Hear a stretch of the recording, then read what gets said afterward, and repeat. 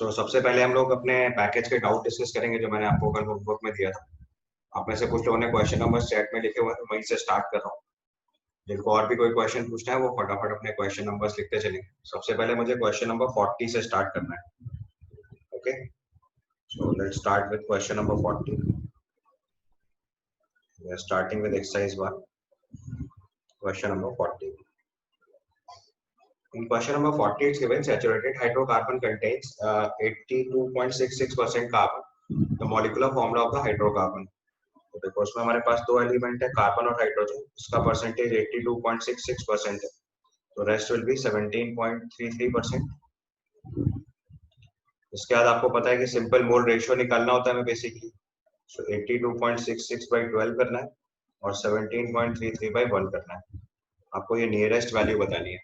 तो मैंने आपसे बोला था कि इस केस में हमेशा ध्यान रखना है कि कभी भी नियरेस्ट इंटीजर करते टाइम राउंड ऑफ इतना नहीं करना होता है कि आंसर में एरर आ जाए। तो मैंने इसका सिंपल तरीका बताया था कि जो स्मॉलर वैल्यू है उससे दूसरी वैल्यू में डिवाइड कर दो। तो जैसे आपके पास 82.66 आ रहा है, इसमें अगर आप 12 से डिवाइड करोगे so your number will be close to, करा किसी ने सॉल्व? 82.66 में अगर आप 12 से डिवाइड करोगे, this is approximately 6.88। 6.88 sir. So this is approximately 6.88 and this is 17.33. अब अगर आप ध्यान से देखो यहाँ पे, तो अगर आपने 6.88 का 3 टाइम्स करा तो that is not 17.33। इस चीज को ध्यान से देखना है, this is important। अगर 3 टाइम्स करोगे तो 20 पॉइंट समथिंग पहुंच जाएगा और 2 टाइम्स करोगे तो सिग्निफिकेंटली लेस हो जाएगा। इसका मतलब मैंने आपको क्या तरीका बताया था कि स्मॉलर नंबर से दूसरे नंबर पर डिवाइड करो, ये वैल्यू 1/17.33/6.88 करो। अब 17.33 में अगर आप 6.8 से डिवाइड करोगे और 6.88, तो दिस इज अप्रॉक्सिमेटली 2.5। तो यहाँ पे जो आपका सिंपल रेशियो बनेगा, आप उसे 2:1:3 नहीं लिख सकते, आपको उसको 2:5 लिखना पड़ेगा, बिकॉज द रेशियो इज 1:2.5। तो उसका अप्रोप्रिएट आंसर 2:5 है। तो हमारे कंपाउंड का जो एम्पिरिकल फॉर्मूला है वो बनेगा C2H5। और अगर मॉलिक्यूलर फॉर्मूला लिखना है तो देखो यहाँ पे एक हिंट गिवन है कि सैचुरेटेड हाइड्रोकार्बन है। तो सैचुरेटेड हाइड्रोकार्बन का फॉर्मूला का आइडिया है, सैचुरेटेड हाइड्रोकार्बन होता है CnH2n+2, आपने 10th क्लास में पढ़ा होगा। अगर हमारे पास सैचुरेटेड हाइड्रोकार्बन CnH2n+2 है तो नियरेस्ट सैचुरेटेड हाइड्रोकार्बन हम लोग C4H10 लिख सकते हैं, क्योंकि आपको ट्रिक पता है कि जो सैचुरेटेड हाइड्रोकार्बन होता है इसका फॉर्मूला होता है CnH2n+2। इस टाइप का फॉर्मूला चाहिए होता है। तो हमारा एम्पिरिकल फॉर्मूला C2H5 है। तो एक रास्ता तो ये था कि ऑप्शन देख लो, ऑप्शंस में C2H5 एम्पिरिकल फॉर्मूला वाला कंपाउंड एक ही दिया है, दैट इज P। या फिर आपको एक टेक्निक लगानी थी कि वो सैचुरेटेड हाइड्रोकार्बन, तो formula will B of type CnH2n+2। ठीक है। 40th के बाद यू आस्क क्वेश्चन नंबर 41।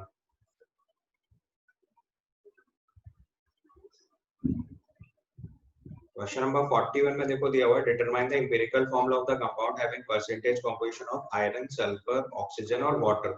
अब यहाँ देखो हाइड्रोजन ऑक्सीजन अलग अलग नहीं दिया हुआ है, सीधे वाटर वाटर लिख दिया गया है। तो आप भी वैसे ही लिख सकते हो, क्योंकि हमें सिंपली मोल रेशियो चाहिए। तो हमारे पास एक एलिमेंट है आयरन, एक है सल्फर, एक है ऑक्सीजन और एक हमने सीधे वाटर कंसीडर कर लिया है। This is 20%। तो अगर हम सिंपली मोल रेशियो की बात करें, मैं बोर्ड वाली टेक्निक से नहीं लिख रहा हूँ, सीधे क्वेश्चन सॉल्व करना है। तो इसके मोल हो गए 20/56। इसके लिए मोल रेशियो है 11.5/32। इसके लिए मोल रेशियो है 3.1/16 और इसके लिए हुआ 45.4/18। अब आपको इनको जरा राउंड ऑफ करके नियरेस्ट वैल्यूज में लिखना है और स्मॉलेस्ट वैल्यू से बाकियों में डिवाइड करके रेशियो बताना है। करा है किसी ने? Sir, 0.36, 0.36, 1.44 and 2.52. 0.36, 0.36, 1.44 और 2.52. 2.52। तो उसमें देखो स्मॉलेस्ट वैल्यू 0.36 ही बन रही है, उसी से सब में डिवाइड कर दो तो ये वैल्यू बन जाएगी 1:1:1.44 में 4:7. तो 4:7 पर। 4:2. तो आपका फॉर्मूला बन गया FeSO4.7:2।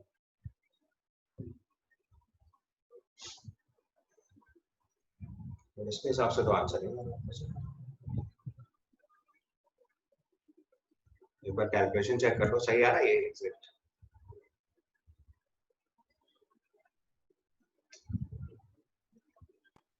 यस सर यही है हमारा। तो यही है आंसर सही करना पड़ेगा। फिर आप इसका आंसर सही करिए, आंसर मस्ट बी बी।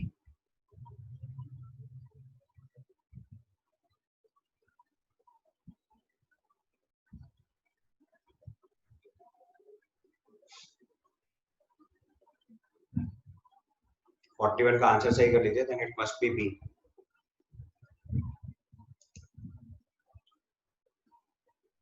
ठीक है, 41 के बाद next question is 42।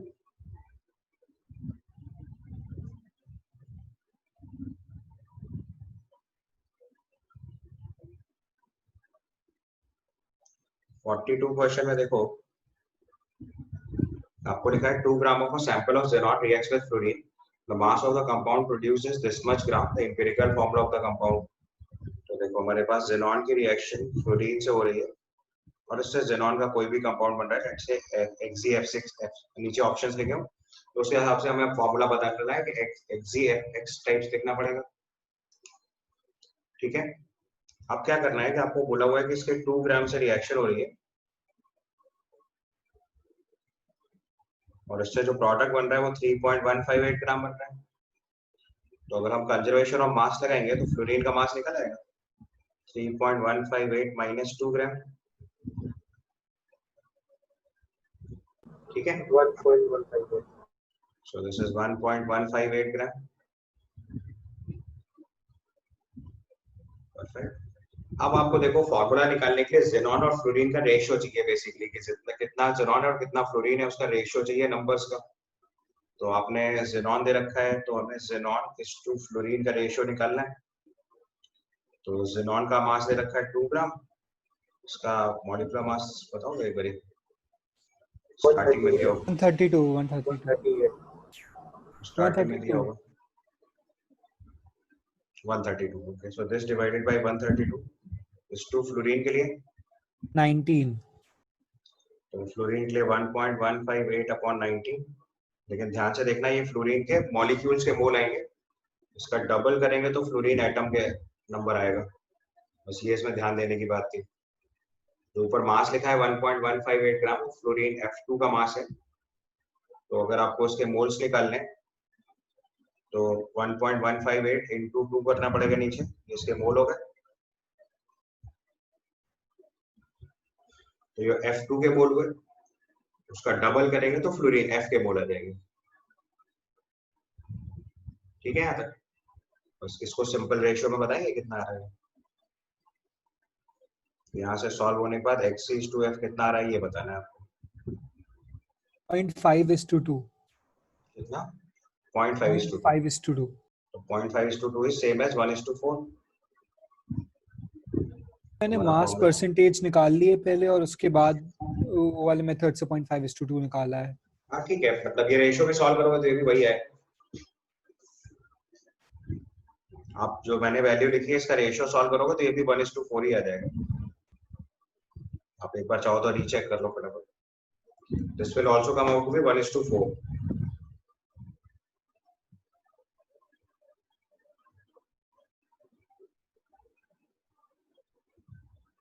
Sir fluorine के 2 मॉलिक्यूल वो इसलिए लिए क्योंकि वो 2 है सर ना फ्लोरीन। F2 है ना, हमें फॉर्मूले में F लिखना है, या तो Xc/F2 का रेशियो लिखते तो 1:2 आ जाता, तो फिर फॉर्मूला Xc/F4 लिखते।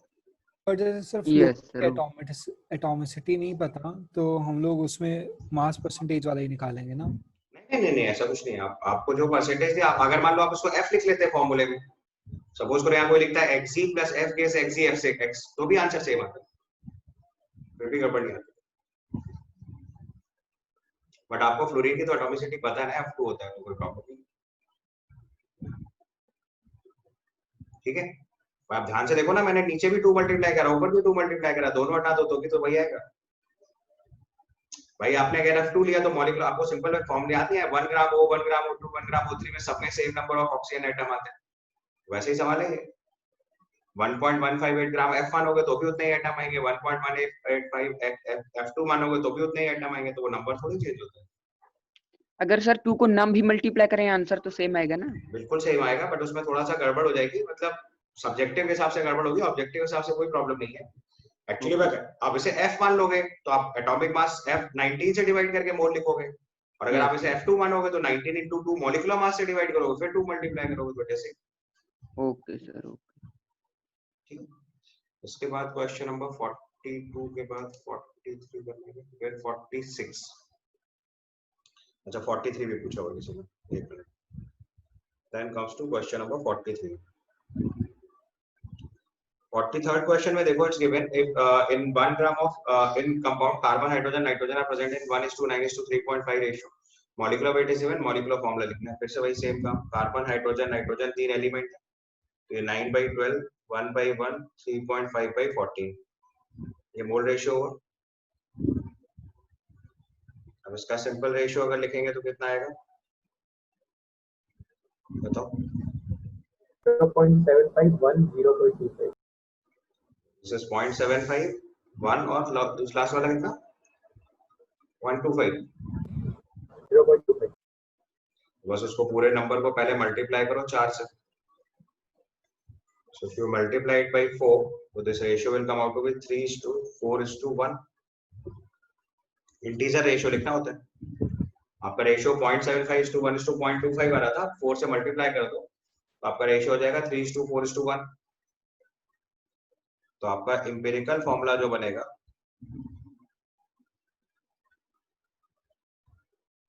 वो जाएगा C3H4n, C3H4n। ठीक है, एम्पिरिकल फॉर्मूला आ गया। अब मॉलिक्यूलर वेट दे रखा है 108, तो n की वैल्यू निकालेंगे 108 अपॉन इसका एम्पिरिकल फॉर्मूला वेट बताओ कितना आ रहा है? 54। यहाँ से n की वैल्यू 2 आ गई 54. तो मॉलिक्यूलर फॉर्मूला C6H8n2 है। ठीक है सर यस। सर हमने 12 से ही क्यों मल्टीप्लाई किया, और किसी से नहीं कर सकते? किससे मल्टीप्लाई किया? 12 से पूरी इक्वेशन को। 12 से कहाँ मल्टीप्लाई करा? 9/12.75 आया था, 4 से मल्टीप्लाई किया। हमें इंटीजर वैल्यू बनानी है, नियरेस्ट स्मॉलेस्ट रेशियो लिखना होता है। Sir okay sir. Simplest ratio लिखना होता है। अगर आप मान लो इसमें 8 से मल्टीप्लाई कर देते तो ये आ जाता 6:8:2, तो फिर 2 से डिवाइड करना पड़ता। तो आपको सिंपलेस्ट रेशियो लाना होता है। एम्पिरिकल फॉर्मूला के लिए we need simplest ratio.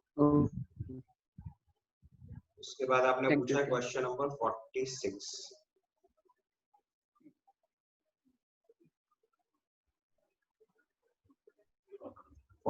Question में देखो लिखा हुआ है sulphate of metal contains 9.87% metal. The compound is isomorphous with this compound. तो देखो मैंने आपको बताया था कोई भी कंपाउंड अगर आइसोमॉर्फस होगा तो फॉर्मूला सेम तरीके से लिखेंगे। तो हमारे पास कंपाउंड है ZnSO4.7H2O, तो इसका जो आइसोमॉर्फस कंपाउंड होगा उसका फॉर्मूला होगा MsO4.7H2O। ठीक है, अब इसने बोला हुआ है कि इस सल्फेट के अंदर मेटल का जो परसेंटेज है वो 9.87% है, तो आपको एटॉमिक मास ऑफ M मानना है। तो let's say I write let atomic mass of M is equal to x। तो अगर इसका हम x का परसेंटेज कंपोजिशन निकालें तो यहाँ से परसेंटेज ऑफ M अगर लिखेंगे तो आएगा x divided by x plus 96 plus 18 into 7 into 100। अब ये वैल्यू अपने को दे रखी है 9.87। यहाँ से सॉल्व करके x निकालना है।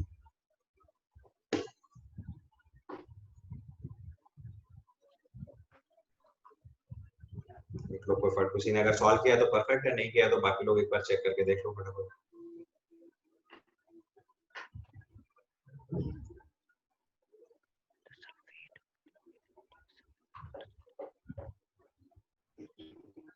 आ रहा है?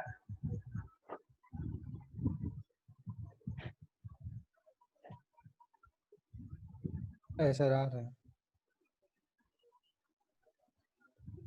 सर एक बार रिपीट कर दीजिए क्वेश्चन सर।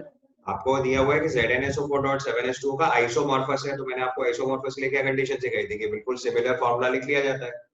तो ZnSO4.7H2O कंपाउंड का फॉर्म आपका गिवन कंपाउंड और उसका आइसोमॉर्फस कंपाउंड का फॉर्मूला लिखेंगे तो क्या लिखेंगे, MsO4.7H2O। Zn की जगह M लिख लो, बस इतना ही तो डिफरेंस होता है। Yes sir. बस उसके बाद आपको परसेंटेज निकालना है M का, तो कैसे निकालते हैं, एटॉमिक मास M का X मान लो, X upon molecular mass X + 96 + 18 × 7 × 100, ये मेटल M का परसेंटेज होगा।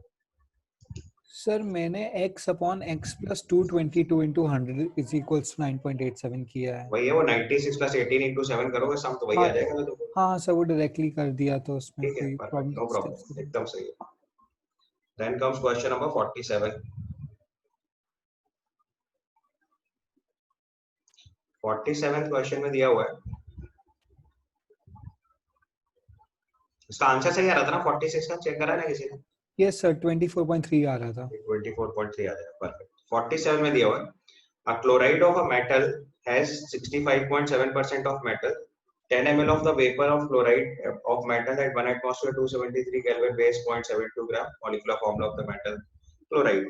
तो देखो सबसे पहले हमारे पास एक मेटल है और एक क्लोरीन है, इसका 65.5% दिया हुआ है, तो दिस डिवाइडेड बाय 35.5 और 100 में से सब्ट्रैक्ट करोगे तो आपको मेटल का परसेंटेज मिल जाएगा। एक बार मेटल का Yes. परसेंटेज निकालिए, सेम प्रोसीजर से 100 माइनस 65 34 तो 34.5 आएगा और इसमें डिवाइड कर देंगे इसका एटॉमिक मास 55 से। तो आपको इनके जरा स्मॉलेस्ट नियरेस्ट वैल्यू बताइए इंटीजर में कितनी बन रही है।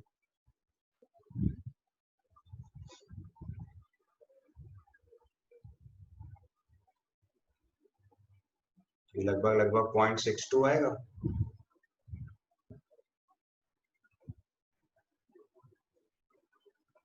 और दूसरी वैल्यू लगभग लगभग 1.84 आ रही है, तो यानी रेशियो 1:3 बन जाएगा। तो अगर नंबर ऑफ मोल्स के साथ किया तो उसमें कोई प्रॉब्लम तो नहीं होगी ना बोल्स ही आंसर? तो करा है, नहीं तो बोल्स लिखा है, mass upon molar mass, mass upon molar mass, moles ही तो लिखा है। सर वो PV is equals to NRT से मोल्स निकाले वो हैं। अभी अगला स्टेप, वो तो अभी अगला स्टेप है ना, पहले एम्पिरिकल फॉर्मूला निकालेंगे ना, मॉलिक्यूलर फॉर्मूला निकालने की तो वही करेंगे जो तुम बोल रहे हो। तो ये वैल्यू 1:3 आ गई, then will apply empirical formula. So empirical formula will be MCl3। ठीक है, अब आपको इसका मॉलिक्यूलर वेट निकालना है, तो मॉलिक्यूलर वेट के लिए इंफॉर्मेशन दे रखी है कि 100 ml वेपर का मास दे रखा है 0.7 ग्राम। तो आपको कॉन्सेप्ट पता है, 1 atmosphere 273 kelvin, volume of 1 mole gas जो है वो कितना होता है 22.4 लीटर्स। 22.4 लीटर्स। ठीक है, बस आप सिंपल यूनिटरी मेथड लगा दो। 100 ml का मास है हमारे पास 0.72 ग्राम, तो 22,400 ml का मास कितना हो जाएगा 0.72 by 100 into 22400, कितने ग्राम। तो इस सब्सटेंस का मॉलिक्यूलर वेट आ गया आपके पास। ठीक है, सर इसकी जगह जैसे हम लोगों ने नंबर ऑफ मोल्स उससे PV is equals to NRT से निकाल लिया, फिर number of moles is equals to 0.72 upon 55 plus 35.5x, तो उससे x की डायरेक्टली 3 वैल्यू आ गई। ऐसे भी कर सकते हो, ये भी ठीक, बराबर, बिल्कुल कर सकते हो। मॉलिक्यूलर वेट ही आ गया, इसके बाद आपने n की वैल्यू निकालनी है। सो 161.8 डिवाइडेड बाय इसका एम्पिरिकल फॉर्मूला से अगर मास लिखेंगे तो लगभग लगभग इतना ही आ जाएगा, लगभग लगभग 161.5 आ रहा है। तो यहाँ से n की वैल्यू 1 आ गई, तो जो एम्पिरिकल फॉर्मूला है वही मॉलिक्यूलर फॉर्मूला हो गया।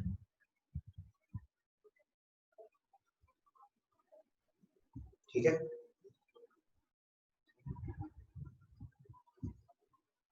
किसी ने डायरेक्ट भी किया तो भी चलेगा, उसका फॉर्मूला MClX मान लेते और फिर आपने नंबर ऑफ मोल्स निकाल के दोनों तरीके से इक्वेट कर देते तो भी काम हो जाता।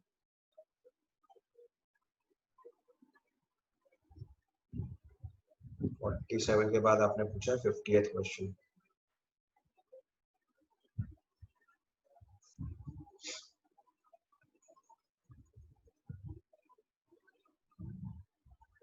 50th क्वेश्चन लिखा है manganese form non stoichiometric oxide having general formula MnOH the value of X for the compound that contains 63.7% manganese. तो परसेंटेज कॉम्पोजिशन का टेक्निक लगा दो आप सीधे सीधे। यहाँ से अगर हम परसेंटेज ऑफ मैग्नीज निकालेंगे तो that comes out to be atomic mass of manganese is 55 divided by 55 plus 16x into 100।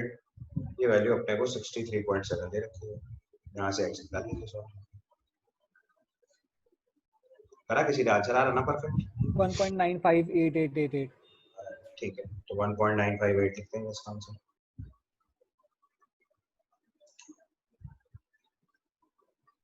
Fifty के बाद आपने पूछा 56 55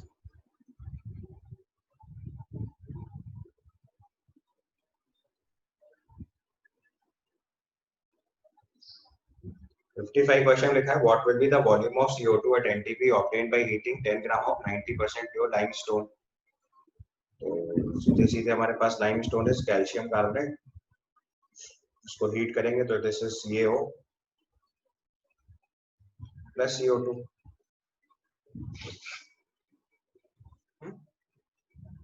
अब उसने 10 ग्राम कैल्शियम कार्बोनेट दिया जो 90% प्योर है, तो इसका मतलब 9 ग्राम प्योर हुआ। इसके मोल्स देख लीजिए 9/100 मोल्स। 1 मोल कैल्शियम कार्बोनेट से 1 मोल CO2 बनता है, तो ये 9/100 मोल्स का कार्बन डाइऑक्साइड बन गया। और फिर इसका वॉल्यूम लिखना है, volume of CO2 will be 9/100 into 22.4 liters। इसको सॉल्व कर लीजिए।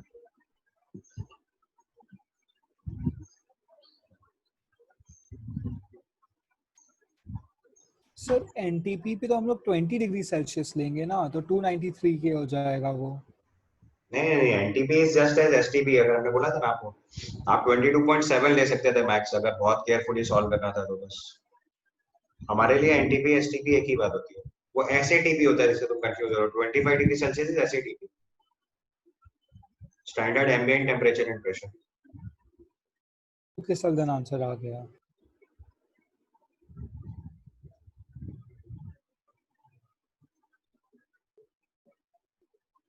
अगर 0.043 भी लोगे, 0.007 भी लोगे तो 2.043 आएगा, उससे बहुत फर्क नहीं पड़ेगा। अप्रोक्सीमेटली 2 लीटर से आंसर लिखना, ठीक है।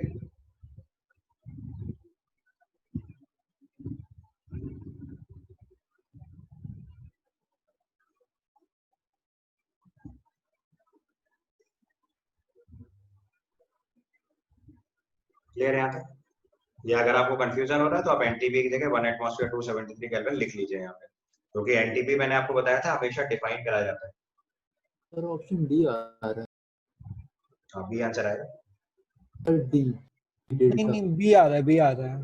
डी तो कैसे भी नहीं आएगा बेटा। 9/100 into 22.7 सीधे ही दिख रहा है कि 2 के आसपास ही आएगा। 0.09 मल्टीप्लाई करना है, 0.9 नहीं। हाँ बिल्कुल 0.09 बटा 9/100 है ना।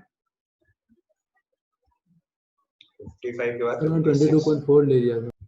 हाँ उससे कोई फर्क नहीं पड़ता, इतने माइनर कैलकुलेशन में अंतर नहीं आता। मैंने आपसे बोला था कि इन जनरल आप अगर 22.4 22.7 वाली एरर करोगे तो उससे बहुत फर्क नहीं पड़ता है। सिर्फ एडवांस के पेपर में ध्यान रखना है, क्योंकि वहाँ ऑप्शंस कई बार क्लोज आएंगे।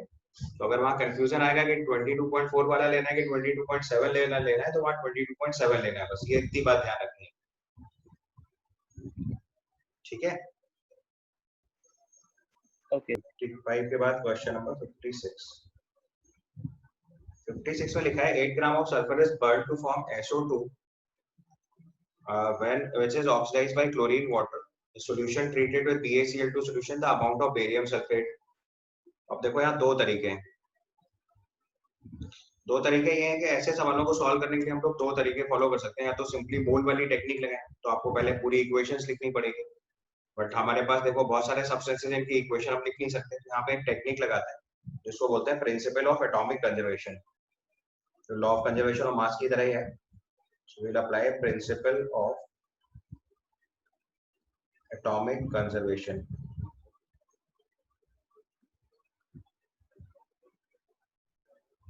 तो प्रिंसिपल ऑफ एटॉमिक कंजर्वेशन का मतलब होता है कि जो एक एलिमेंट है उसके एटम्स तो कांस्टेंट रहेंगे ना। तो देखो यहाँ पे हमारे पास पहले सल्फर था, उससे हमने SO2 बनाया। ठीक है। SO2 को ऑक्सीडाइज करा के H2SO4 बनाया, उसकी रिएक्शन BaCl2 करा के बेरियम सल्फेट बनाया। अब रिएक्शन कैसे हुई हमारे लिए रेलेवेंट है, बट आपको पता है कि जो सल्फर है वो पूरी की पूरी सल्फर बेरियम सल्फेट में कन्वर्ट हो गई, तो सल्फर के एटम कांस्टेंट होंगे। ठीक है, तो अगर हम यहाँ पे पहले मोल्स ऑफ सल्फर लिखें तो आ जाएगा 8/32, और जितने मोल सल्फर यहाँ पे उतने ही मोल बेरियम सल्फेट में होगा। तो इसका अमाउंट अगर हम मान लीजिए आपसे पूछा amount of barium sulphate precipitated is, तो हम मान लेंगे इसके अगर x मोल्स हैं तो यहाँ पे भी मोल्स ऑफ सल्फर कितना हो जाएगा x, तो x इज इक्वल टू 8/32 आ जाएगा, जैसे 0.25। तो पूरी इक्वेशन लिखने से बच जाते हैं। इसको बोलते हैं प्रिंसिपल ऑफ एटॉमिक कंजर्वेशन। वही लॉ ऑफ कंजर्वेशन ऑफ मास वाली बात है, एटम क्रिएट और डिस्ट्रॉय हो नहीं सकता। तो सल्फर का एटम जो है वो रिएक्ट करके SO2 बना, SO2 से ऑक्सीडाइज हुआ, ऑक्सीडाइज से फिर BaCl2 से रिएक्ट होकर बेरियम सल्फेट बना। तो बेरियम सल्फेट में जितना भी सल्फर है वो उतना ही होगा जितना पहले सल्फर लिया था, क्योंकि बीच में आप देखो रिएक्शन में कहीं पे भी सल्फर बनाने वाला कोई मेथड नहीं लगाया हुआ है। ठीक है, तो जब सल्फर बनाने का कोई मेथड है ही नहीं, इसका मतलब सल्फर फिक्स्ड है, जितना पहले था उतना ही बाद में भी होगा। तो हमने पहले जितने मोल सल्फर थे बाद में उतने ही मोल सल्फर को इक्वेट कर दिया। समझ आई बात? तो डायरेक्ट सॉल्व हो गया। अदरवाइज अगर पूरी इक्वेशन लिखनी थी तो थोड़ा सा लेंथी मेथड हो जाता, सॉल्व करना पड़ेगा। देखो सल्फर की ऑक्सीजन से रिएक्शन कराई पहले, SO2 बनाया, इसके बाद SO2 की रिएक्शन क्लोरीन वाटर से कराया, ये बनेगा H2SO4 और HCl।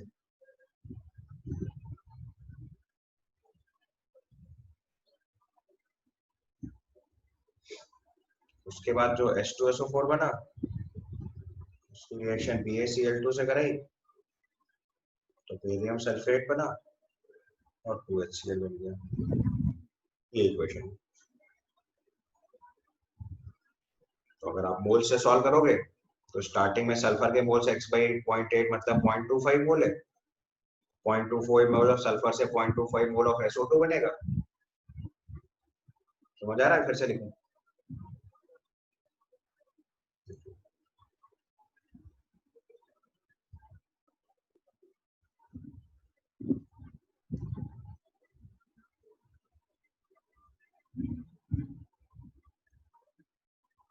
अगर हम इतनी पूरी इक्वेशन लिख सकते हैं तो कोई प्रॉब्लम ही नहीं थी, फिर तो मोल से जैसे करते थे वैसे ही करेंगे।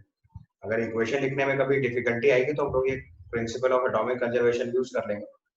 तो देखो सल्फर के 0.25 मोल है, तो SO2 के भी 0.25 मोल बनेंगे, क्योंकि इसके 1 मोल से इसका 1 मोल बन रहा है। जो SO2 0.25 मोल है उसके 1 मोल से 1 मोल सल्फ्यूरिक एसिड बन रहा है, तो उसके भी 0.25 मोल बनेंगे। और जो 0.25 मोल सल्फ्यूरिक एसिड है वो आगे रिएक्ट करेगा, तो इस रिएक्शन में भी देखो 1:1 रेशियो है, तो उसके 0.25 मोल बनेंगे।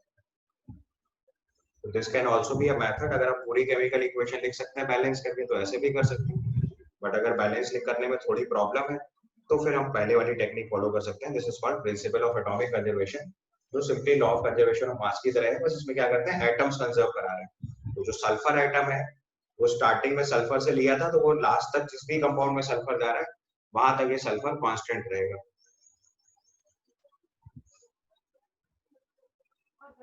अगर सर मोल रेशियो चेंज हो जाता फिर ये प्रिंसिपल ऑफ एटॉमिक कंजर्वेशन ये अप्लाई नहीं हो पाता? हाँ, मतलब अगर ऐसी कोई रिएक्शन होती है जिसमें सल्फर रिएक्ट होकर दो कंपाउंड बना रहा होता है, एक SO2 बन रहा होता है, एक SO3 बन रहा होता है, तो प्रिंसिपल ऑफ एटॉमिक कंजर्वेशन नहीं लगा सकते। जब तक एक एलिमेंट एक ही कंपाउंड में कन्वर्ट होते हुए जा रहा है तब तक उसमें प्रिंसिपल ऑफ एटॉमिक कंजर्वेशन काम करता है। आपको सिर्फ इतना देखना है कि जो एटम आपने रिएक्ट कराया वो पूरा का पूरा उसी कंपाउंड में कन्वर्ट हो रहा है जिसमें आप जा रहे हो, तो एटम्स कंजर्व रहेंगे, क्योंकि सल्फर के एटम जितने शुरुआत में होंगे उतने एंड में होंगे। तो मान लो ऐसे 3 प्रोडक्ट बन रहे होते हैं इसमें सल्फर होता, तो सब में अगर हम सल्फर के एटम जोड़ देते तो भी आंसर सही आता। बट चूंकि यहाँ कोइंसिडेंस है कि सल्फर जिससे रिएक्ट हो रहा है उससे एक ही कंपाउंड बन रहा है बाद में बेरियम सल्फेट, HCl में तो देखो सल्फर है नहीं, तो बेरियम सल्फेट में जितने सल्फर एटम होंगे वो उतने ही होंगे जितने स्टार्टिंग में थे। समझ गए? तो 2 तरीके हैं, जो आपको कंफर्टेबल लगे उससे कर सकते हैं। अगर इक्वेशन नहीं लिखना होता है तो हम ऐसी जगह पर प्रिंसिपल ऑफ एटॉमिक कंजर्वेशन लगा देते हैं, और अगर इक्वेशन लिखनी होती है तो फिर तो सिंपल मोल लगाते हैं जैसे सिखाया हुआ।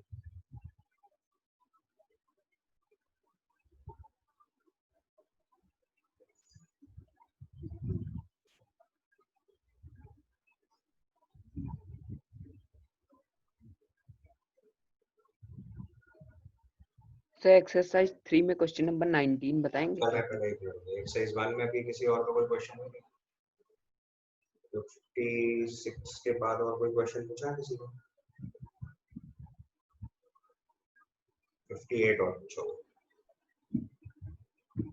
सर 44 44 तो बताया था ना, नहीं बताया था? चलो 44 भी बता दो। 56 के बाद क्वेश्चन नंबर 58 पूछा है, पहले वो एक बार ही कर देता हूँ, फिर पीछे चलते हैं। 58 में लिखा है, if the market prices of aluminium, zinc and iron scraps per kg are 20, 16 and 3 rupees respectively, hydrogen is to be prepared with by the reaction with one of these metals with H2SO4, which would be the cheapest method to use. तो आपको निकालना है किससे सबसे ज्यादा hydrogen release होगी, सबसे कम पैसे में, वही बेस्ट मेथड हो जाएगा। तो क्वेश्चन नंबर 58 के लिए पहले आप इक्वेशन लिखो। एल्यूमिनियम की रिएक्शन H2SO4 से कराएंगे, it will form aluminium sulphate and hydrogen. पहले इसको बैलेंस कर लीजिए, तो 2Al 3H2SO4 3 हाइड्रोजन। दूसरे केस में जिंक की रिएक्शन H2SO4 से कराएंगे, तो it will form ZnSO4 and hydrogen. और तीसरे केस में हम लोगों ने आयरन यूज करना है, आयरन की रिएक्शन H2SO4 से कराएंगे, तो फेरिक सल्फेट बनेगा Fe2SO4 whole thrice plus hydrogen. ये इक्वेशन हो गई, देखिए पहले।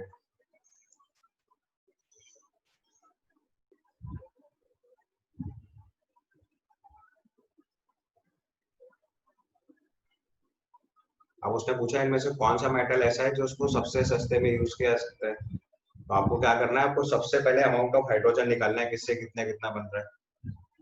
सर इसमें FeSO4 भी तो बन सकता था, जैसे बेटा H2 ferrous sulphate, ferrous ion stable नहीं होता, हमेशा ऑक्सीडाइज होकर फेरिक आयन में कन्वर्ट होगा,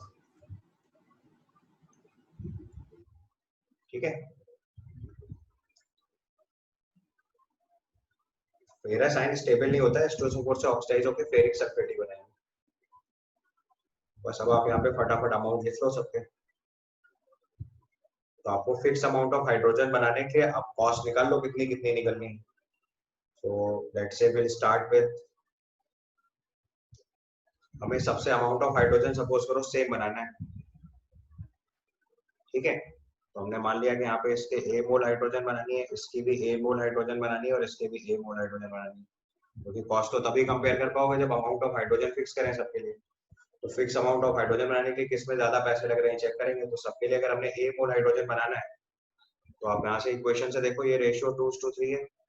3 मोल हाइड्रोजन बनाने के लिए 2 मोल एल्यूमिनियम चाहिए, तो 1 मोल हाइड्रोजन बनाने के लिए 2/3 मोल चाहिए। ये 2/3 A मोल हो गया,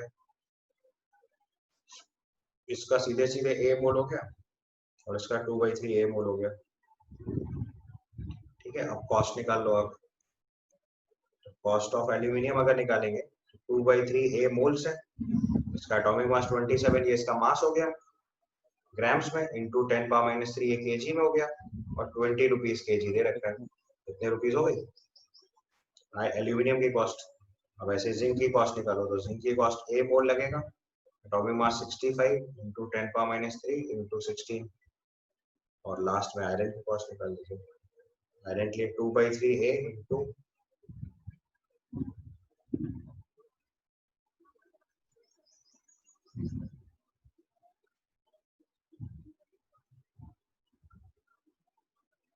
56 इंटू 10⁻³ इंटू 3। ये सारी वैल्यूज निकालिए, जो उसमें स्मॉलेस्ट आ जाएगी वो आंसर है। फटाफट सॉल्व करके देखिए, सारी वैल्यूज बताइए फटाफट कितनी आ रही है।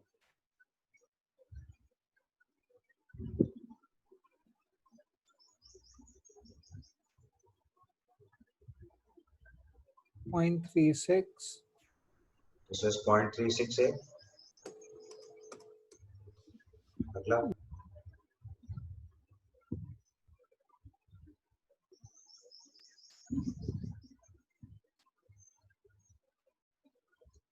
नेक्स्ट वाला 1.04 है यार होगा। yes sir 1.04 अगला वाला बताइए।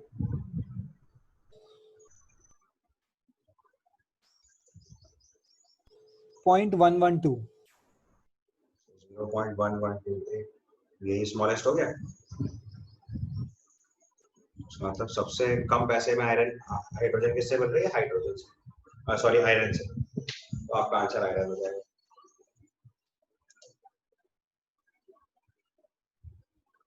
ठीक है, और कोई क्वेश्चन? सर 59 एक बार बता दीजिए। 59 अभी नहीं होगा, जहां तक मैंने बोला वही तक करना है। अभी ये लिमिटिंग एजेंट है, अभी सर आज आपने सिखाऊंगा। 59 दिया था शायद। 58 तक लिखो। Yes sir 58 39 to 58। Okay 59 sorry अगर नहीं हो रहा कोई बात नहीं, अभी वो लिमिट अगर लिखा भी था तो अभी नहीं होगा। लिमिटिंग एजेंट आज सिखाऊंगा तब करना है। इसके पहले एक क्वेश्चन कोई और 40s में पूछा था। 40 में कौन सा क्वेश्चन बोला था? 44 सर 44। 44 okay. 44 में लिखा है there are two common oxides of sulphur containing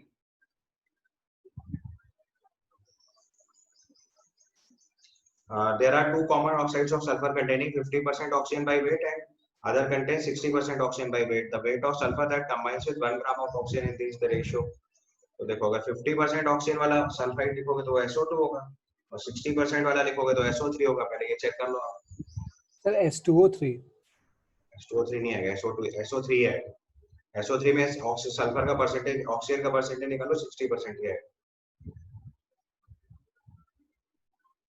इसमें अगर परसेंटेज ऑफ ऑक्सीजन निकालेंगे तो ये आएगा 32/64 into 100, 50%। दूसरे वाले में परसेंटेज ऑफ ऑक्सीजन निकालोगे तो आएगा 48/80 into 100, 60%। एक बार ये चेक कर लो सबसे पहले, क्योंकि सल्फर के दो कॉमन ऑक्साइड्स आपको पता है, तो उन्हीं से सॉल्व करो पहले। तो उससे आपको पहले परसेंटेज से पता चल जाएगा कि एक SO2 एक SO3 है। अब उसने पूछा था weight of sulphur that combines with 1 gram of oxygen in the ratio of, तो हमारे पास देखो SO2 है, इसमें रेशियो है 32:32, SO3 है, इसमें रेशियो है 32:48। तो फिक्स्ड अमाउंट ऑफ ऑक्सीजन के लिए सल्फर का रेशियो लिखना है। ठीक है, तो SO3 के लिए अगर हम इसी रेशियो को लिखेंगे तो हमें ऑक्सीजन 32 करना पड़ेगा, तभी सेम काम बनेगा। SO3 के केस में ये हो जाएगा 32/48:1, और यहाँ पे SO2 के केस में ये चीज हो जाएगी 32/32:1। 1 ग्राम ऑफ सल्फर के लिए अगर हम सल्फर का रेशियो निकालेंगे for 1 gram oxygen, ratio of sulphur, तो वो आ जाएगा 32/32:32/48, 3:2 आंसर।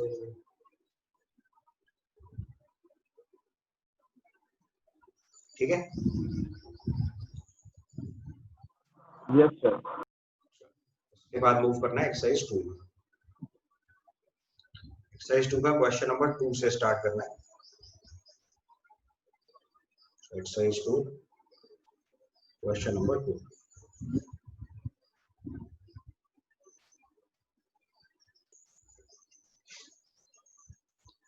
एक्सरसाइज 2 क्वेश्चन नंबर 2 से सॉल्व करना शुरू करना है।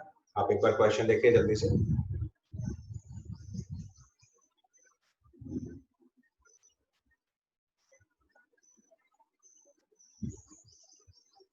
So it's given 1 gram of silver salt of an organic dibasic acid is on strong heating 0.5934 gram of silver with the weight। अब देखो, अब ये देखो बिल्कुल टिपिकल एडवांस बेस्ड क्वेश्चन है, इसलिए आपको सवाल थोड़ा समझना भी सीखना है। एडवांस के पेपर में क्वेश्चन को इतना टेक्निकल लिखा जाता है कि आप पहले ये समझ ना पाओ को करना क्या है, because that is an competitive examination, so their aim is to write a question in such a manner कि आपको एकदम से लगे कि मुझसे नहीं हो पाएगा और आप छोड़ दो। ठीक है, पहला तरीका यही होता है। तो सबसे पहले इतना डीमोटिवेट कर दो सामने वाले को कि वो क्वेश्चन कर ही नहीं पाए, भले उसको आता हो। अब देखो ये बिल्कुल उसी तरह का फ्रेम क्वेश्चन है, तो आपको लैंग्वेज पे बहुत ध्यान देना है, आपको कॉन्सेप्ट एकदम समझ आएगा। अच्छा, ये सब पुरानी ट्रिक्स हैं, क्योंकि आपने स्कूल टाइम पे जो जो तरीके सीखे ना, जितने गलत तरीके सीखे हैं, वो सब क्वेश्चन बनाने वाला जानता है, इसलिए आपको परेशान कर देता है। आपको स्कूल में ये चीज सिखाई गई थी कि जब तक आपको क्वेश्चन की पहली लाइन ना समझ में आए तब तक आप आगे मत बढ़ो, आप वही लाइन पढ़ते रहो। जबकि IIT का पेपर क्रैक करने का ये रूल नहीं है। IIT का पेपर क्रैक करने का रूल ये है कि आपको जहां से समझ में आना शुरू करे वहां से समझना शुरू करो, फिर बाकी बातें आपको अपने आप समझ में आने लगेगी। तो जब भी कोई टिपिकल सवाल बनाना होता है तो उसकी पहली एक दो लाइन ऐसी लिखी जाती है जिसमें आपको कुछ नहीं समझ आना चाहिए। ऐसा नहीं कि वो आपको समझ नहीं आएगा, बट पहले आपको नहीं समझ आएगा। ठीक है, तो जब आपको नहीं समझ आएगा आप क्वेश्चन छोड़ दोगे या आप अननेसेसरी उसी लाइन पे अटके रहोगे तो मामला बिगड़ जाएगा। वही देखो इस क्वेश्चन में हो रहा है, तो उसमें देखो लिखा है 1 gram of silver salt of an organic dibasic acid yields on strong heating 0.5934 gram of silver. इतनी लाइन पढ़ने के बाद आपको कुछ नहीं समझ में आया होगा। ठीक है, और इसमें कोई प्रॉब्लम की बात नहीं है, मुझे भी कुछ नहीं समझ में आ रहा है क्योंकि मैं बिल्कुल आपकी तरह सवाल सॉल्व कर रहा हूँ। तो अभी लिखा हुआ है 1 gram of silver salt on dibasic acid yields on strong heating 0.5934 gram of silver. आप कुछ नहीं समझ में आया, कोई बात नहीं, छोड़ो आगे बढ़ो।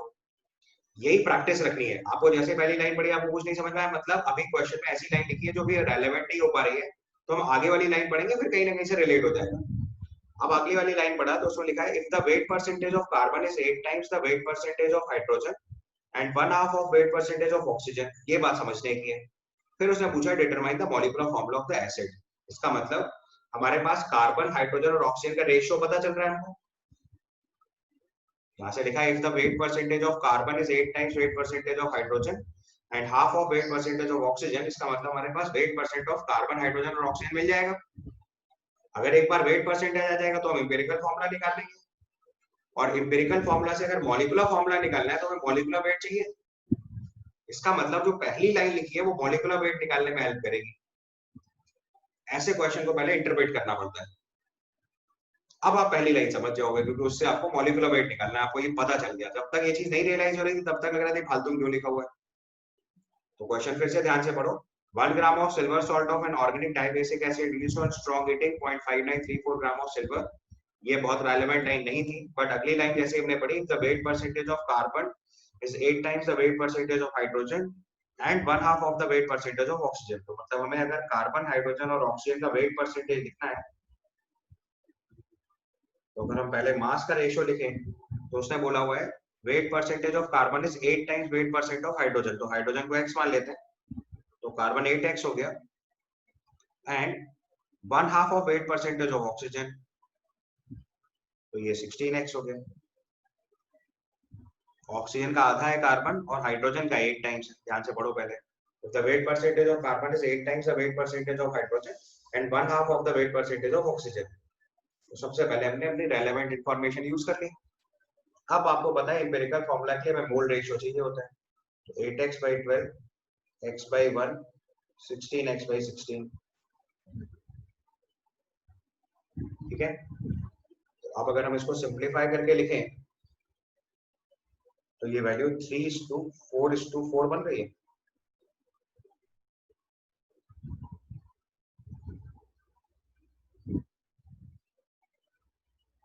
नहीं,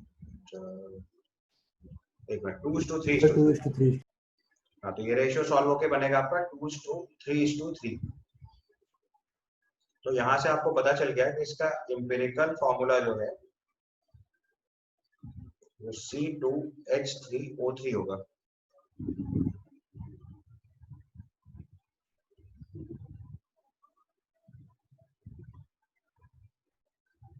ठीक है, यहाँ तक ओके। अब आपको एक बार मॉलिक्यूलर वेट मिल जाए तो आगे का सवाल सॉल्व हो जाएगा, क्योंकि आपको पता है मॉलिक्यूलर वेट में एम्पिरिकल फॉर्मूला वेट से डिवाइड करेंगे, n आ जाएगा और n से क्वेश्चन सॉल्व हो जाएगा। अब देखो जो इन्फॉर्मेशन पहले नहीं क्लिक कर रही थी उसे सॉल्व करना है। तो उसमें लिखा है 1 gram of silver salt of organic dibasic acid. Dibasic acid का मतलब समझते हो, ऐसा एसिड जिसके बाद 2 H+ होंगे। तो हमने फॉर्मूला मान लिया लेट एसिड इज H2A। तो अगर हम इसका सिल्वर सॉल्ट लिखेंगे तो इसका फॉर्मूला क्या हो जाएगा Ag2A। अब एसिड क्या है मुझे नहीं पता, A मान लिया हमने उसको।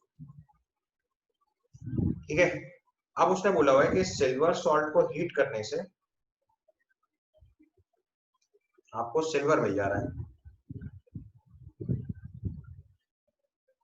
ठीक है, तो उसने बोला हुआ इसके 1 ग्राम सिल्वर सॉल्ट को हीट करने से 0.5934 ग्राम सिल्वर मिल रहा है। अब अगर आप इक्वेशन बैलेंस करोगे तो यहाँ 2 सिल्वर मिलेगा। ठीक है, अब आप मोल कॉन्सेप्ट लगा लो। तो हमें अब A का एटॉमिक मास नहीं पता है तो वो भी निकालना पड़ेगा। यहाँ पे एक चीज और लिख लीजिए, acid is H2A and let molecular weight of A is X। molecular weight of A is X. तो अगर A का molecular weight X है तो इसके मोल हो गए 1/108 into 2 plus X, और इसके एक मोल से 2 मोल सिल्वर बनेगा, तो यहाँ से मोल्स ऑफ सिल्वर लिखेंगे तो 0.5934/108 लिखेंगे। ठीक है, अब मोल्स ऑफ सिल्वर दो तरीके से पता चल रहा है, तो मोल्स ऑफ सिल्वर फॉर्म अगर लिखेंगे हम लोग तो वो आ जाएगा एक तो 2/108 into 2 plus X, क्योंकि एक मोल Ag2O से 2 मोल सिल्वर बन रहा है, और एक और तरीके से मोल पता है विच इज 0.5934/108। यहाँ से सॉल्व करके पहले X निकालना है, और अगर एक बार X आ जाएगा तो मॉलिक्यूलर वेट ऑफ H2A जो होगा वो हो जाएगा X + 2, क्योंकि हाइड्रोजन का मास जोड़ना पड़ेगा, और फिर अब उससे मॉलिक्यूलर फॉर्मूला निकालेंगे। एक बार सॉल्व करके पहले X निकालिए जरा।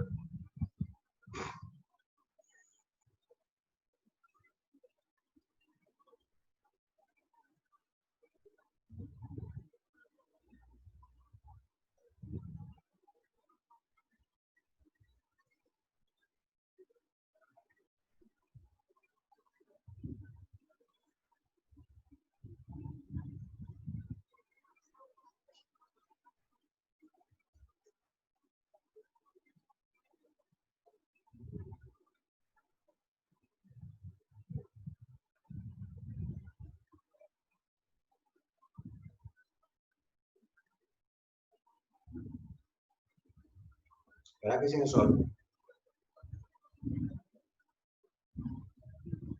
वैल्यू ऑफ X पहले कॉन्सेप्ट समझ आया कि फिर से समझाऊं एक बार?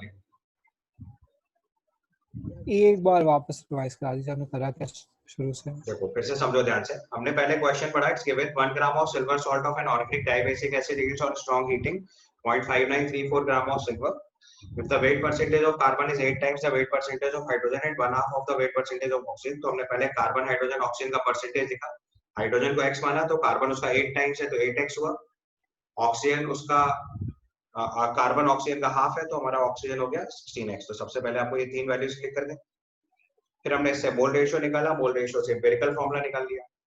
अब जो पहली इंफॉर्मेशन थी उसे किसके लिए यूज करना था? मॉलिक्यूलर वेट के लिए। तो हमने डाइबेसिक एसिड दिया, डाइबेसिक एसिड जैसे H2SO4 होता है, समझ रहे हो? डाइबेसिक एसिड मतलब ऐसा एसिड जो 2H+ दे सकता है। तो डाइबेसिक एसिड अगर हमारा है तो फॉर्मूला कुछ कैसा होगा? H2A type. तो अगर फॉर्मूला H2O है तो सिल्वर सॉल्ट का फॉर्मूला कैसा होगा? Ag2O, बिकॉज़ सिल्वर की वैलेंसी भी +1 होती है, H+ की वैलेंसी भी 1 है, सिल्वर की भी वैलेंसी +1 है, तो फॉर्मूला हो गया Ag2A। अब Ag2A को हीट करा तो उससे 2 सिल्वर बनेंगे, क्योंकि Ag2 है फॉर्मूले में। कंजर्वेशन ऑफ एटम वाला लॉजिक लगा दो फिर से। तो सिल्वर के मोल निकाले हमने Ag2A में, तो 1/108 into 2 plus X हुआ, और दूसरी तरफ सिल्वर के मोल निकालेंगे तो 0.5934/108 हुआ। अब एक मोल Ag2O से, ध्यान से देखो, एक मोल Ag2A से 2 मोल सिल्वर बन रहा है, तो मोल्स ऑफ सिल्वर निकालेंगे क्या करेंगे? जो 1/108 into 2 plus X था उसको डबल करा और उसको सिल्वर मोल्स के इक्वल कर दिया। यहाँ से सॉल्व करके X निकालना। X आ जाएगा तो हमें मॉलिक्यूलर वेट ऑफ H2A लिखना है, तो वो X + 2 हो जाएगा, और एक बार मॉलिक्यूलर वेट आ गया तो मॉलिक्यूलर फॉर्मूला निकल आएगा। एक बार X की वैल्यू कोई बताइए तो फिर मैं आगे की क्वेश्चन 148.004। ये 148 आ गया, अप्रॉक्सीमेटली 150 आ रहा है। तो 150 मॉलिक्यूलर वेट आ गया आपका H2A का। तो N की वैल्यू अगर हम लोग लिखेंगे तो ये आ जाएगा 150 upon empirical formula mass which is 75, ये वैल्यू 2 आ जाएगी, तो मॉलिक्यूलर फॉर्मूला आपका डबल कर देंगे तो ये हो जाएगा C4H6O6, ये आपका आंसर है।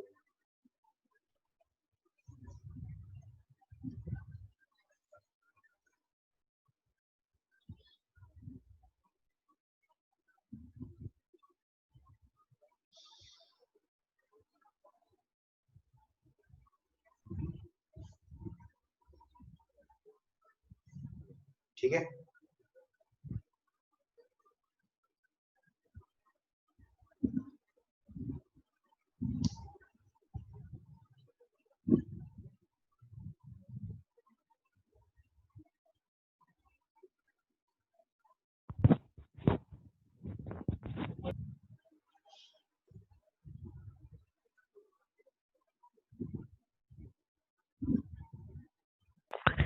सर इसमें जो मोल ऑफ Ag2SO2 से मल्टीप्लाई क्यों किया?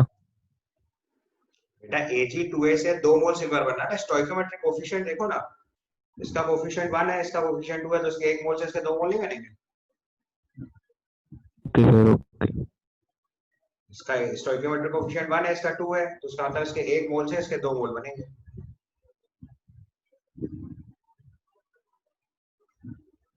सर हाँ सर आपने एक क्वेश्चन के नीचे जो आपने 1/108 इंटू 2 प्लस एक्स, ये एक्स से समझ में नहीं आया ये। जो A है ना, A इसका मॉलिक्यूलर मास x माना हुआ है, तो ओके। Ag2A का मॉलिक्यूलर मास कैसे लिखोगे? हाँ सर समझ गया। Okay sir.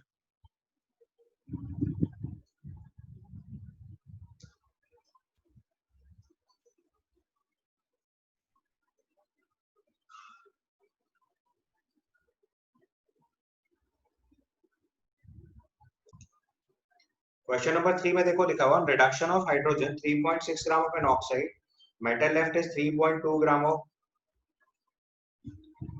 oxide of metal left 3.2 gram of metal. If the atomic weight of metal is 64, the simplest formula of the oxide. तो देखो इसमें क्या हो रहा है कि हमारे पास पहले एक मेटल ऑक्साइड है, उसके रिडक्शन से मेटल बन रहा है। तो अगर मेटल का मास 3.2 ग्राम है और ये 3.6 ग्राम है, तो मेटल ऑक्साइड में जो ऑक्सीजन होगी वो कंजर्वेशन ऑफ मास से आप बता सकते हो कि सर्टेनली 0.4 ग्राम होगी। बताइए पहले, इतनी बात समझ में आती है आपको? अगर हमारे मेटल ऑक्साइड का मास 3.6 ग्राम है और उससे मेटल जो एक्सट्रैक्ट हो रहा है वो 3.2 ग्राम है, इसका मतलब मेटल ऑक्साइड के अंदर जो मास ऑफ ऑक्सीजन है वो 0.4 ग्राम हो जाएगी।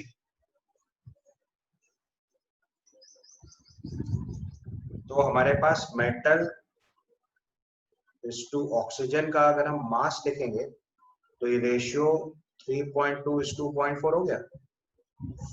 तो यहां से अगर मोल रेशियो लिखेंगे तो 3.2 बाय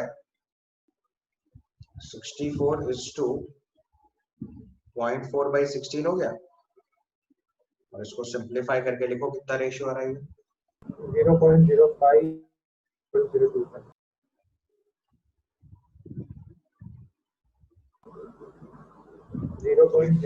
बना जाएगा। अगर ये 2:1 आ जाएगा तो एम्पिरिकल फॉर्मूला क्या हो जाएगा?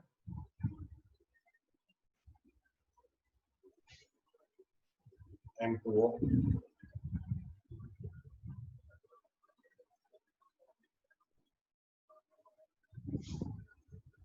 ठीक,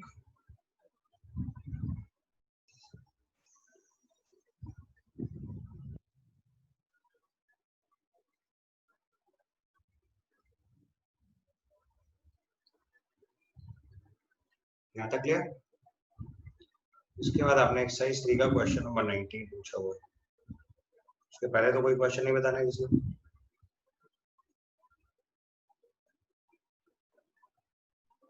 नेक्स्ट क्वेश्चन है एक्सरसाइज 3 क्वेश्चन नंबर 19। सर 12 वाला भी। एक्सरसाइज 3 में? Yes sir. तो सबसे पहले एक्सरसाइज 3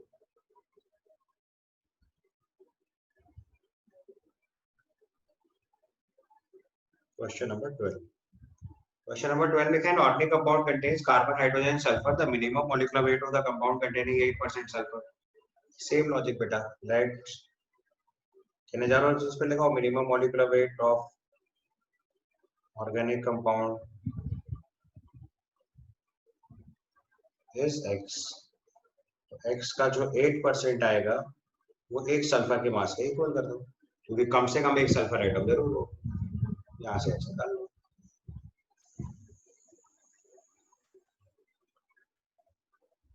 ठीक है,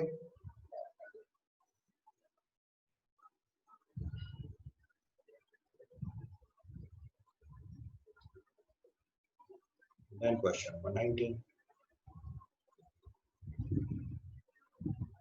19th क्वेश्चन लिखा है the ratio mass present of carbon and hydrogen the organic compound is 6:1। If one molecule of the above compound contains half as much oxygen required to burn one molecule of the compound CXHY completely to CO2 and water, then the empirical formula of the compound. तो देखो मैंने आपको last class में सिखाया था कि अगर CXHY का एक मॉलिक्यूल बर्न करना है तो उसके लिए जो ऑक्सीजन आती है वो X + Y/4 आती है।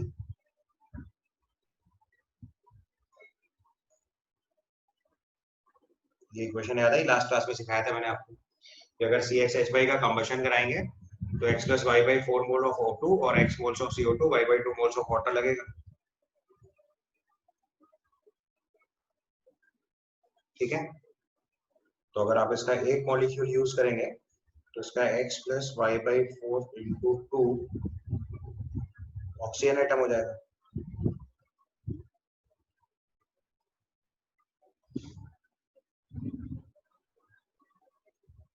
ठीक है,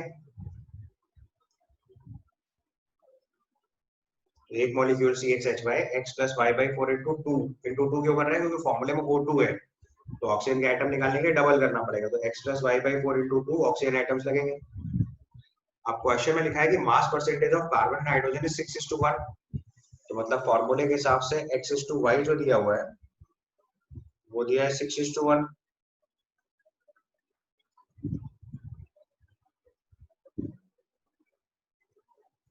और Z की वैल्यू दे रखी है half of the above values, Z की वैल्यू हो गई X + Y/4।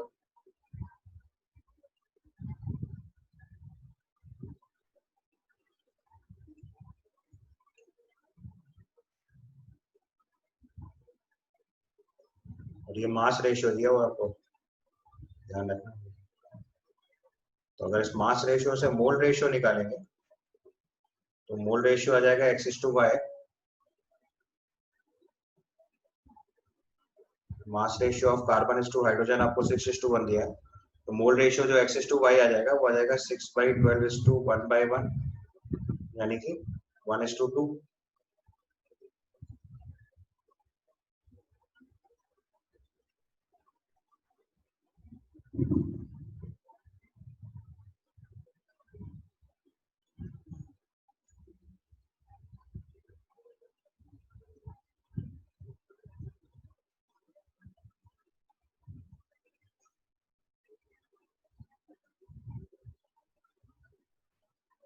ठीक है, यहाँ तक ओके। तो ये आपका X/Y पता चल गया।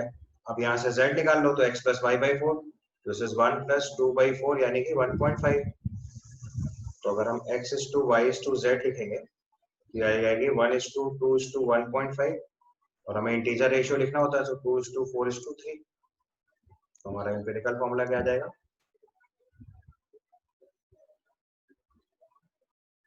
C2H4O3।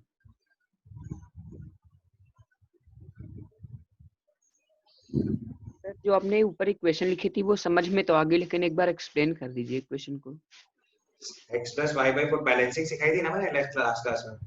जब X mole of carbon consume होगा तो X मोल CO2 बनेगा, Y मोल हाइड्रोजन कंज्यूम होगा तो Y/2 मोल वाटर बनेगा।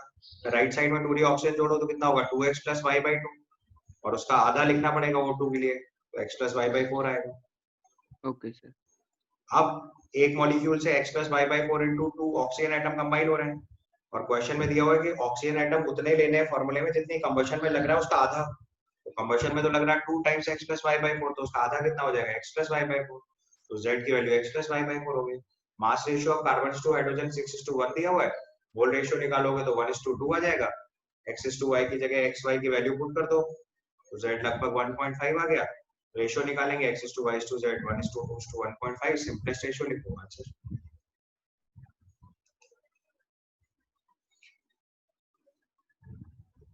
ठीक है,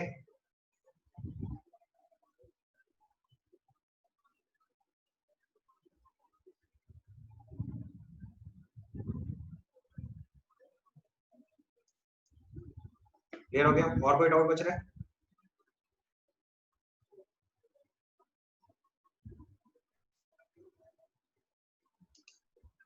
कंप्लीट ना? चलो, तो अब हम अपने चैप्टर पे पहुंचते हैं। तो लास्ट क्लास में मैंने आपको एम्पिरिकल फॉर्मूला सिखाया था, आज हम लोग उसके आगे का कॉन्सेप्ट सीखेंगे। अभी आज आपके साथ 2 होम असाइनमेंट शेयर करूंगा, आप उसको सॉल्व करेगा तो और थोड़ी प्रैक्टिस हो जाएगी इस चीज की। अभी हम लोग नेक्स्ट सेगमेंट पे चलते हैं, that is limiting reagent.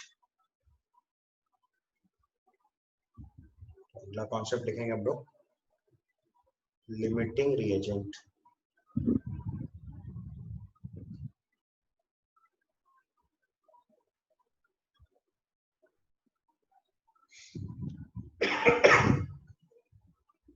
Next concept लिखेंगे लिमिटिंग रिएजेंट।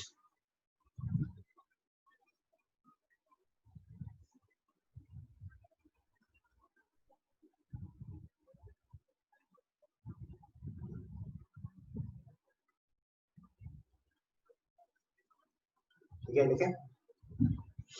सो लिमिटिंग एजेंट लिखे, it is the reactant,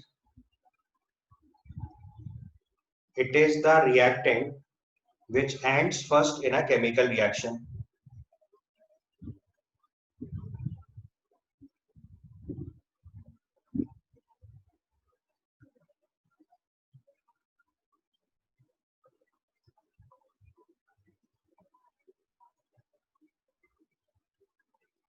It is a reactant which ends first in a chemical reaction. It is a reactant which ends first in a chemical reaction.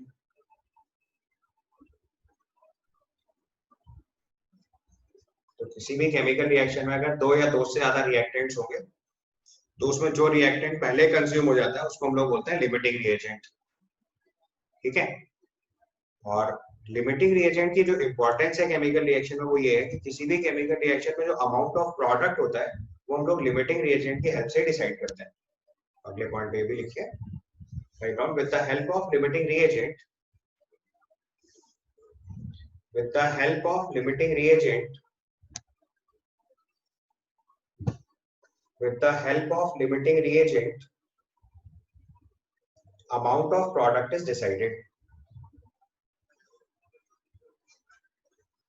With the help of limiting reagent,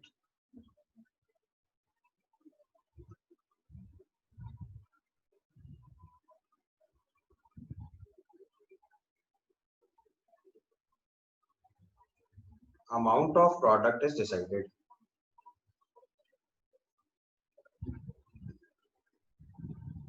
तो किसी भी chemical equation में अगर दो या दो से ज्यादा रिएक्टेंट्स होंगे और उसमें आपको प्रोडक्ट का अमाउंट डिसाइड करना है तो that will be always decided by limiting reagent.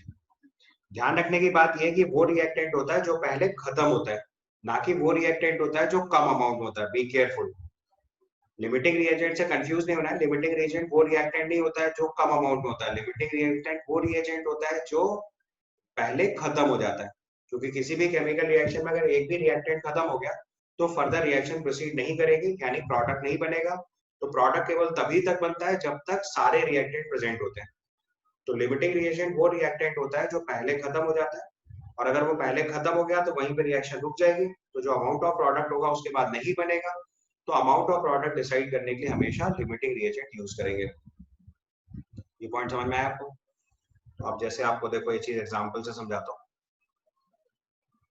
Let us से हमने एक इक्वेशन लिखी N2 + 3H2 + 2NH3। ठीक है, ये इक्वेशन है हमारे पास। तो अब देखो अगर हमने अज्यूम करा कि लेट अस से हमारे पास नाइट्रोजन का 42 ग्राम है,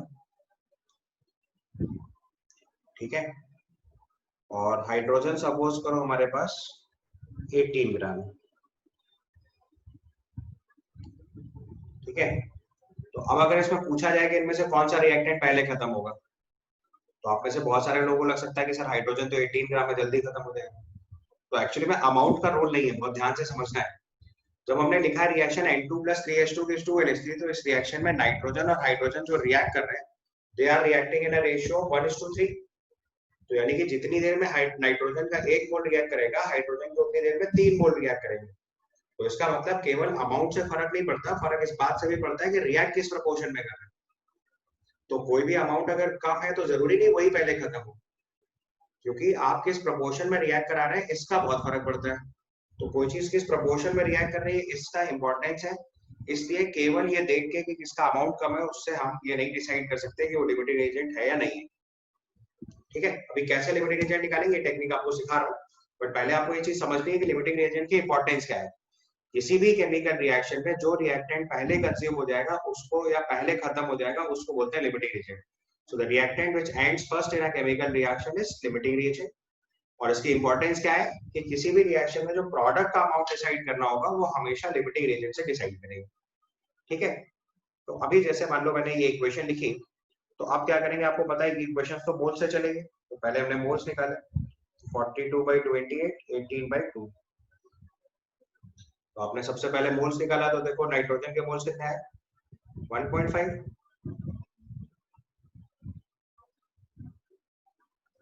तो ये आपका आ गया 1.5, और इसके मोल्स निकालेंगे तो ये 9 मोल्स आ गए।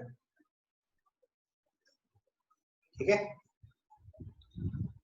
अब देखो रिएक्शन जो चल रही है उसका रेशियो ध्यान से देखो, तो दिस रिएक्शन रेशियो इज 1:3:2। तो जितनी देर में नाइट्रोजन का 1 मोल रिएक्ट करेगा, हाइड्रोजन के 3 मोल रिएक्ट करेंगे। ठीक है, तो अब सपोज करो हमें पता नहीं यहाँ पे लिमिटिंग रिएजेंट कौन सा है, तो मैंने आपको बोला कि कभी भी एक गलती नहीं करनी है कि जिस रिएक्टेंट का अमाउंट कम दिखे आप उसे लिमिटिंग रिएजेंट मान लो, ऐसा नहीं होता। आपको हमेशा चेक करना पड़ेगा which one is limiting reagent. तो उसके लिए हम लोगों ने तरीका लगाना है। तो जैसे मान लो अभी मुझे नहीं पता कि इसमें से कौन सा लिमिटिंग रिएजेंट, तो पहले मैं आपको सब्जेक्टिव वाला अप्रोच सिखा रहा हूँ, फिर इसका शॉर्टकट भी सिखा दूंगा कैसे जल्दी निकालता है। तो हमने अज्यूम करा लेट लिमिटिंग रिएजेंट इज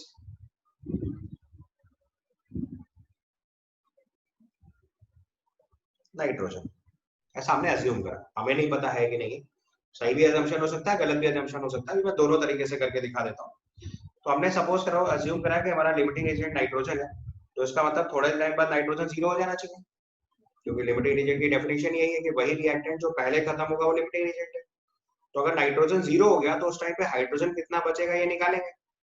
तो हमारे रूल के हिसाब से 1 मोल नाइट्रोजन 3 मोल हाइड्रोजन से रिएक्ट कर रहा है, तो 1.5 मोल नाइट्रोजन कितने हाइड्रोजन से रिएक्ट करेगा बताओ, 4.5 मोल। 4.5। तो ये 4.5 मोल बच गया, इसका मतलब हमारा अजम्पशन करेक्ट है। नाइट्रोजन 0 हो जा रहा है, उस समय हाइड्रोजन 0 नहीं हो रहा है, हाइड्रोजन का अमाउंट अभी भी 4.5 मोल बचा हुआ है, तो इसका मतलब हमारा अजम्पशन सही है। तो जो लिमिटिंग रिएजेंट होगा वो नाइट्रोजन होगा। ठीक है, तो अगर आपके 4.5 मोल बच गए तो इसका मतलब that is assumption is correct. Sir ये लेट लिमिटिंग रिएजेंट पर एक बार फिर बता दीजिए। क्या बता रहे हैं फिर से? सर यहाँ से सर लेट लिमिटिंग रिएजेंट से आपने लिमिटिंग रिएजेंट नाइट्रोजन अज्यूम कर लिया, तो जिसको लिमिटिंग रिएजेंट मानेंगे उसका अमाउंट 0 हो जाएगा, क्योंकि डेफिनेशन यही है कि जो रिएक्टेंट पहले कंज्यूम होगा उसको लिमिटिंग रिएजेंट बोल रहे हैं। So the reactant which ends first is the limiting reagent.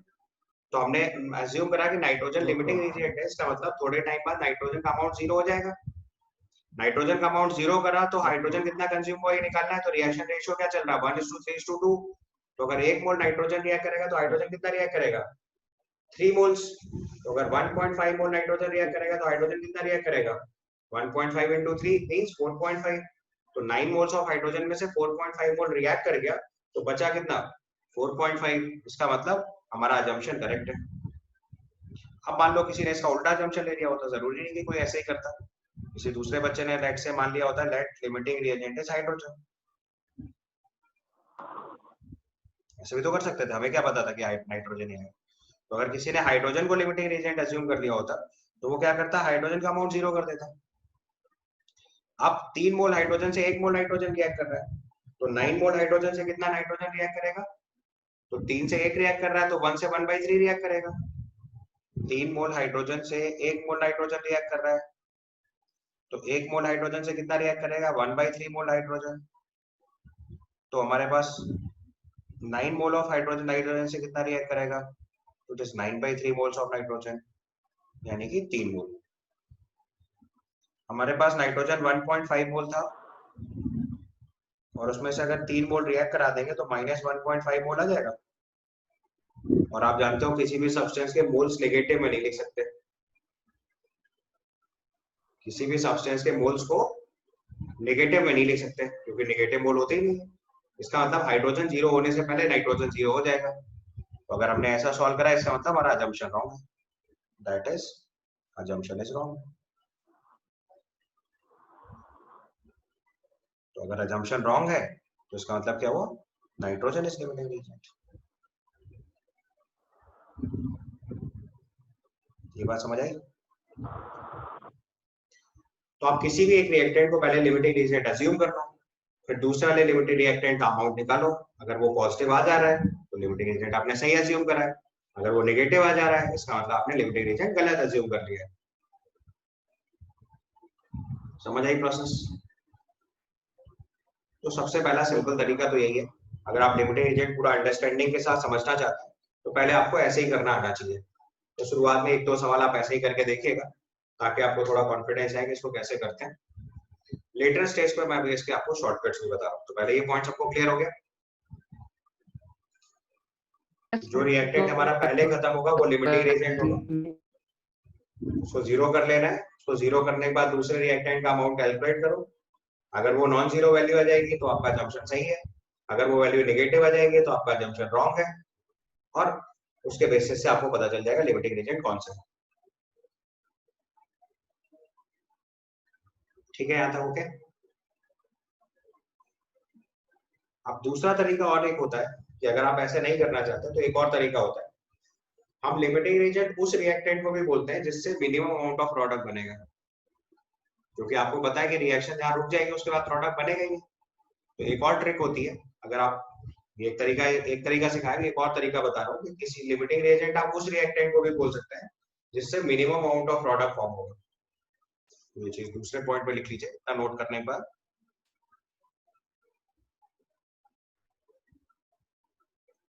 Second point पे लिखिए, limiting reagent is the reactant which produces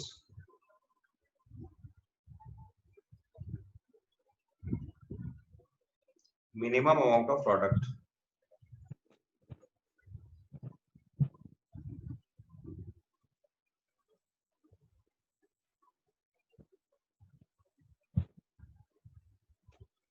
So suppose करो हम ऊपर वाले एग्जांपल से फिर सॉल्व करें same question. N2 plus 3H2 gives 2NH3 है।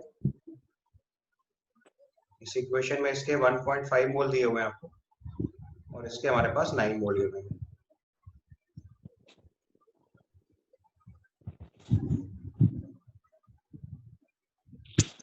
ठीक है, तो अब देखो हमने क्या करना है कि दोनों रिएक्टेंट से अमाउंट ऑफ प्रोडक्ट निकालो।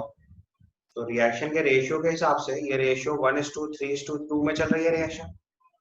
तो अगर 1 मोल नाइट्रोजन रिएक्ट करेगा तो उससे अमोनिया कितनी फॉर्म होगी, 1.5 into 2 मोल्स यानी कि 3 मोल। और अगर 9 मोल हाइड्रोजन से हम लोग बनाएंगे तो 3 से 2 बन रहा है, 3 मोल हाइड्रोजन से 2 मोल अमोनिया बन रही है। तो 1 मोल हाइड्रोजन से कितना बनेगा, 2/3 मोल अमोनिया। तो 9 मोल से कितना बनेगा, 2/3 into 9 which is simply 6 moles. इससे देखो 6 मोल्स बन रहा है। तो एक रिएक्टेंट से जो प्रोडक्ट बन रहा है वो 3 मोल बन रहा है, दूसरे रिएक्टेंट से जो प्रोडक्ट बन रहा है वो 6 मोल बन रहा है। इसमें मिनिमम कौन सी वैल्यू है, दिस वन इज मिनिमम। तो इसका मतलब नाइट्रोजन इज लिमिटिंग रीजेंट।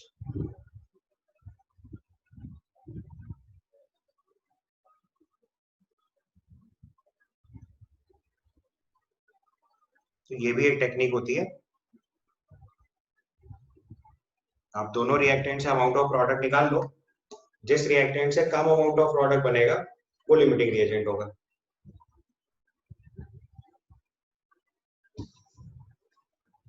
ये आपकी दूसरी टेक्निक हो गई।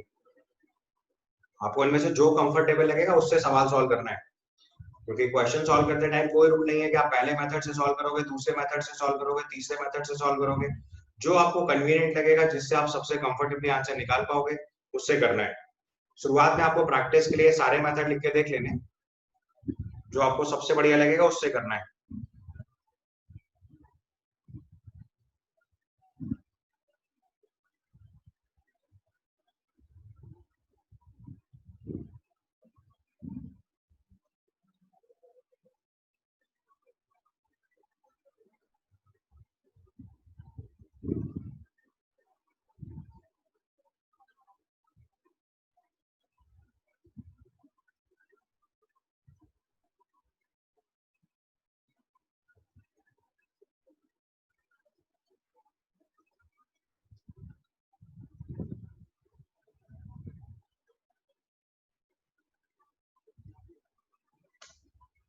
ठीक है, यहाँ तक ओके।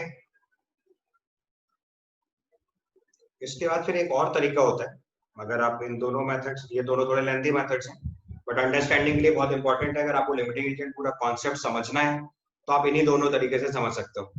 बट अगर आपको केवल क्वेश्चन में सिर्फ लिमिटिंग रीजन निकालना है क्विकली, तो देयर इज अ टेक्निक। हम क्या कैलकुलेट करते हैं, number of moles upon stoichiometric coefficient.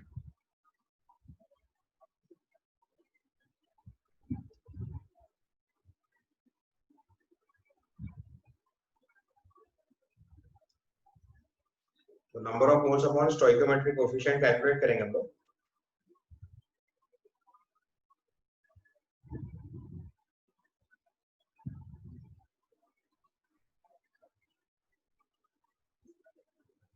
So number of moles upon a stoichiometric coefficient is minimum for limiting reagent.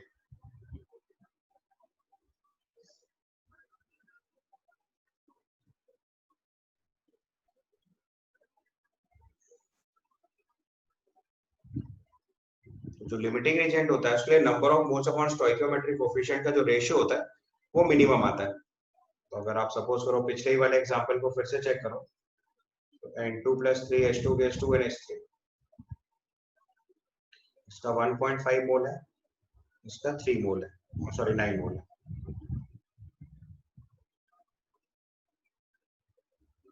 Ratio आपको पता चल रहा है यहाँ 1:3 है। तो हम लोग यहाँ कैलकुलेट कर रहे हैं मोल्स अपॉन स्टोइकियोमेट्रिक कोफिशिएंट।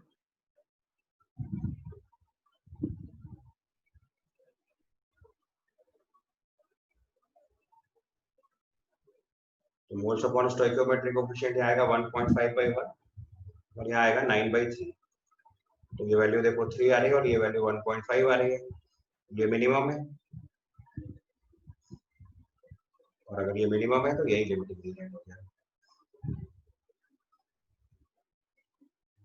ये सबसे छोटा मेथड है। अगर आपको तुरंत किसी भी रिएक्शन में लिमिटिंग रीजन फाइंड आउट करना है, so you can find out by this method.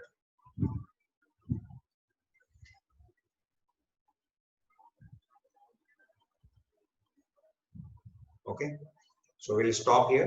मैं आज आपके साथ 2 होम असाइनमेंट शेयर करूंगा, आप उनको सॉल्व करेंगे, दैट इज योर होमवर्क। ठीक है, इसके आगे का पोर्शन नेक्स्ट क्लास में डिस्कस करेंगे।